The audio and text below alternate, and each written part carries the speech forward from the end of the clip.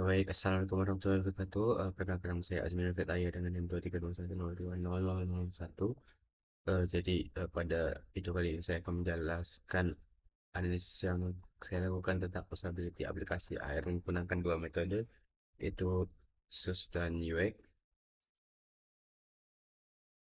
Jadi latar belakang dari analisis ini yaitu seiring berkembangnya teknologi, augmented reality atau AR menjadi salah satu inovasi yang banyak digunakan terutama dalam pembelajaran.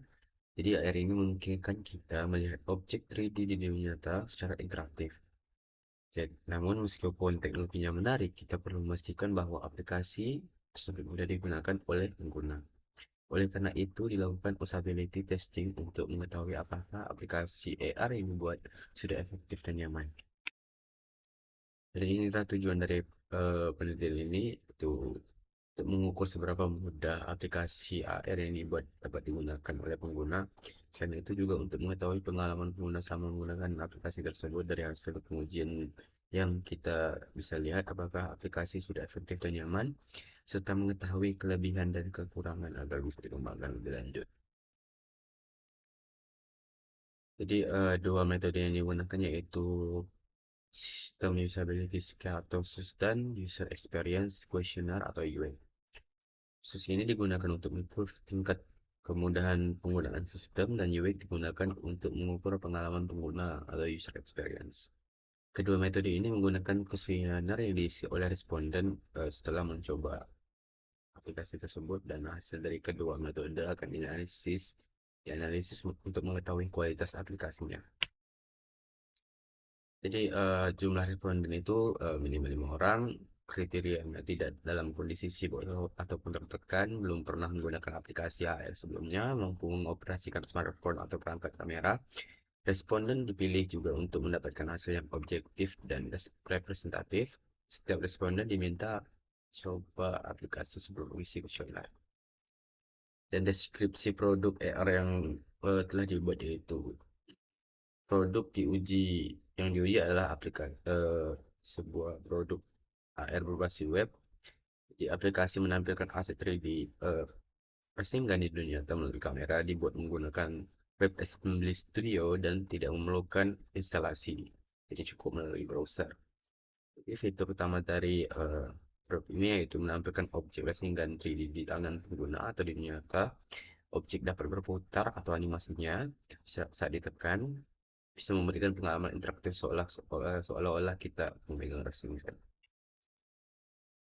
Skenarionya yaitu responden diminta melakukan beberapa langkah berikut, yaitu membuka aplikasi melalui browser, mengarahkan kamera ke tangan atau area yang dideteksi, mengamati munculnya objek 3D-nya, menekan objek sehingga untuk melihat animasinya berputar, dan mengamati pengalaman pengguna secara keseluruhan. Waktu pengujian kurang lebih 5-10 menit per responden.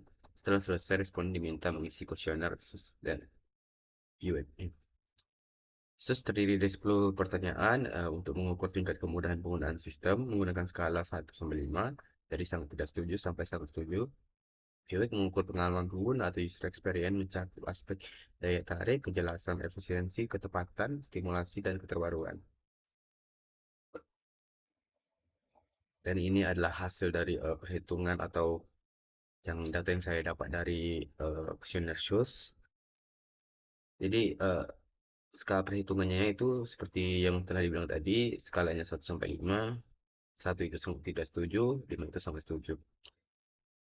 Cara perhitungannya itu setiap pertanyaan yang bernomorkan ganjil, yaitu 1, 3, 5, dan 7, 9, itu rumusnya itu nilai responden dikurang 1, sedangkan pertanyaan yang genap itu 5 dikurang nilai responden. Jadi misalnya nilai dari itu adalah 4, dan pertanyaannya ganjil jadi 4 dikurang 1, jadi nilainya 3. Sedangkan yang genap misalnya pertanyaannya nilai respondennya 3, jadi 5 dikurang 3 sama 2. Setelah itu total dari nilai tersebut dikalikan 2,5. Interpretasi nilainya itu lebih dari 68 itu usability-nya baik, dan kurang dari 68 perlu perbaikan. Jadi hasil yang saya dapat yaitu dari 5 responden, yaitu responden pertama yaitu nilainya 45, jadi berarti perlu perbaikan. Yang kedua yaitu 100, berarti user tersebut memahami aplikasi dengan baik. Dan respon yang ketiga sama dengan respon satu, berarti dia kurang baik, kurang memahami aplikasi atau aplikasi kurang mudah digunakan, sama dengan R4, apalagi R5 yang nilainya sangat rendah. Setelah itu rata-rata dari nilai tersebut adalah 53. Jadi karena di bawah atau kurang dari 68, usability kurang baik dari metode SUS. Jadi apa artinya aplikasi masih memiliki beberapa kendala dalam penggunaan sehingga perlu peningkatan dari sisi kemudahan dan kenyamanan pengguna. Dan ini adalah tabel dari SUS untuk menilai apakah nilai tersebut baik atau buruk. Jadi bisa dibilang kalau di bawah 68 itu adalah nilainya D atau poor, atau di bawah 51 seperti 22 tadi itu sangat tidak bagus. Jadi perhitungan yang kedua yaitu metode UX. Jadi konversi nilainya seperti skor 1 sampai 7, nilainya hanya -3 sampai +3. Jadi maksudnya itu misalnya nilainya 7, 7 dikurang 4 berarti 3 nilai tingginya. Atau misalnya nilainya 1, 1 dikurang 4 -3. Jadi misalnya nilai 1 sampai 3 gitu, itu rumusnya. Jadi saya telah mengelompokkan item atau pertanyaannya. Attractiveness ada 1 sampai 6 pertanyaan, sedangkan pers perspicacity ada 7 sampai 10, efisiensi 11 sampai 14, dependability ada 15 sampai 17, stimulasi 18 sampai 21, dan novelty 22 sampai 25. Dan kita akan menghitung rata-rata setiap aspek. Dan inilah adalah hasil yang telah saya dapatkan. Attractiveness bisa dilihat 1,53, kita bisa lihat di sini. Jika lebih dari 1,52 itu berarti bagus, dan di atas 1,75 itu sangat bagus. Dan ini daya tariknya atau attractiveness-nya bagus. Perspicacity-nya 1,55, ini di atas rata-rata karena ya di bawah 1,56. Efisiensinya 1,35, efisiensi 1,35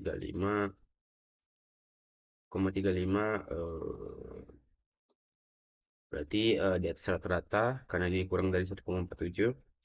Dependability-nya 1,67, dia di ini sangat bagus karena ini di atas 1,65, sedangkan ini 1,67. Stimulasinya atau kesenangannya 1,50 berarti bagus. Novelty-nya atau keterbaruannya di atas 1,4 berarti sangat bagus.